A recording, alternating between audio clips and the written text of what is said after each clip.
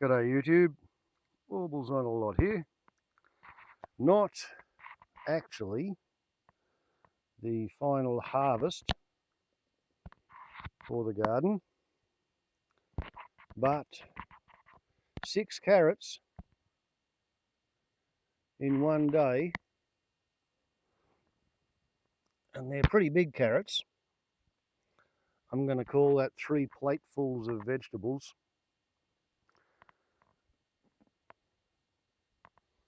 There's only 2 beetroot to go, 2 more carrots to go. There are some potatoes, some yet expected to grow.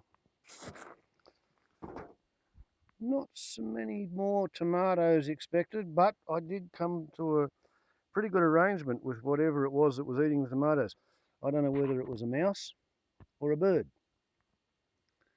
Interesting that it was only the tomatoes on the top of the bush that were eaten. And the way to deal with it is if the tomato eating critter bites into a tomato, I leave it there.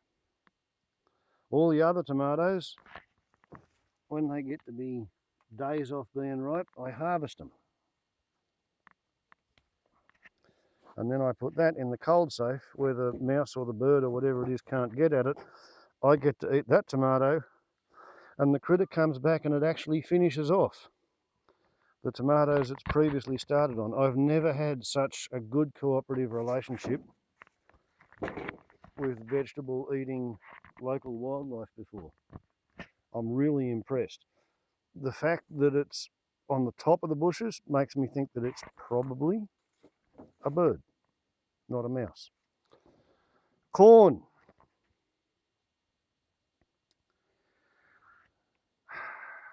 I got 3 full-size cobs of corn out of there. I got 2 full-size cobs of corn out of there.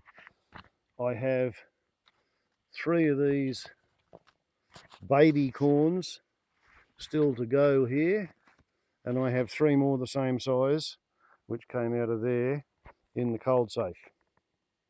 I don't know whether any of those baby corns are going to be edible. At that, it works out at about $25 per cob for 5 cobs of corn, at $55 each for the storage tub, the paint, the soil and the seeds and the mulch. Trachymine incisor is going well. We're not getting huge amounts of seed, lots of flowers. That's probably one of the better seed heads we've got. There seems not to be quite enough of the insects which should be pollinating the flowers.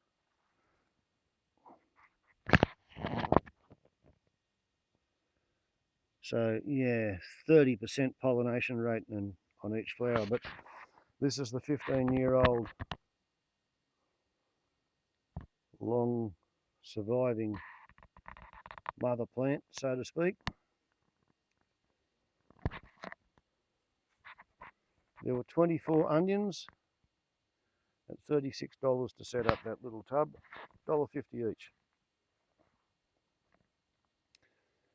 The hybrid seed manufacturers really kind of went wrong because this is supposed to be silver beet.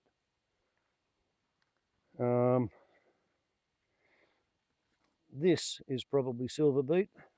This might be silver beet, but I think it's a throwback to English spinach. This is silver beet, but it's red. That's silver beet, but it's pink. That's probably silver beet. That's another pink one. And here we have a couple of red ones and another red one. Throwbacks abound, and for a hybrid plant, this one's actually having a crack at flowering and producing seeds. The beans, by a combination of hydrogen peroxide and fairly vicious pruning, have been induced to grow a new set of leaves. They're flowering again. I've been getting occasional little dwarf beans, and I've learned that the trick with dwarf beans is to eat them before they look like they're quite big enough to harvest. Otherwise, when they look big enough, they're terribly bloody tough. Zucchinis. I've been having problems with the fungus, and every time the fungus appears on the leaves, I've come to cut them off and throw them away. It's cheaper than applying the hydrogen peroxide, although now I've found a place where I can acquire it. I might be able to get it. Look, see?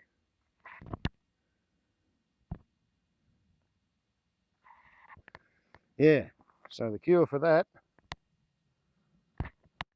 is a knife. Off it cuts, and the fungus-ridden leaf is thrown away outside the enclosure. And yeah, haven't had a zucchini worth eating for a couple of weeks, maybe a month. But as well as these potatoes, which are still growing, there are potatoes in the pantry, and there are also a couple of beetroots in the pantry, picked, washed, ready to go. And at the moment, by my count, I'm now up to 33.5 meals, platefuls. If you visualise a plate covered with as many vegetables as a person would be prepared to eat in one sitting, we'll call that a plate full of vegetables, 33.5 of them for $740. We're down to $22 a plate, which, you know, when you consider the, what is it, $25 each for the corn cobs, it's a fair bit of money. But if you go to the fast noodle bar in town and you get something like garlic prawns and vegetarian fried rice because you feel like, you know, being a really naughty boy and going off your vegetarian diet, that's $27 for one meal. So at the moment, the price of homegrown vegetables, even at $22 a plate, is below the cost of eating fast food, takeaway, having somebody else cook it for you and give it to you in a plastic bowl. And admittedly, they'll give you more food than you can eat, and you're going to have to put some out there for the swamp wallabies. Whereas when we're talking a plate full of homegrown vegetables, oh, look at that. We have a bean. I regard these basically as being a snack to be consumed while watering the garden. Any bigger than that, and that would be too tough to be pleasant to eat raw. But it's kind of satisfying. It's not a complete waste of money. It's not self-sustainability, but it's better than buying all your food off the shelf in the supermarket, at least as far as I can see. I have now spent 75 hours in 5 months watering this garden, and I've had to put 1.5 tons of water into the inside-out waterbed with which to supplement the runoff from a 15-foot by 15-foot corrugated iron roof. Purchased from a water carter brought out from town, that would be $30 worth of water, 1.5 tons, like 1.5 times the size of this tank.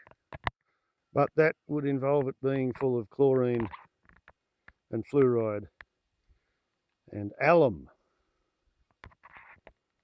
And the plants don't like those chemicals, if I bought the water from my next door neighbour, it would be about $6 for a tonne and a half, $4.12 a tonne. And it would have some calcium carbonate in it, but not really enough to upset the plants as long as you keep feeding them enough water to maintain hydration. And at this point, the aim of the game is to get maybe 35 meals out of the garden, or 35 platefuls, which might probably bring the cost down around $20 per plateful for homegrown vegetables produced on a rock block where there is no viable remaining topsoil in which to commit agroculture. Warbles on a lot to YouTube. Black-faced cuckoo shrike. Ciao.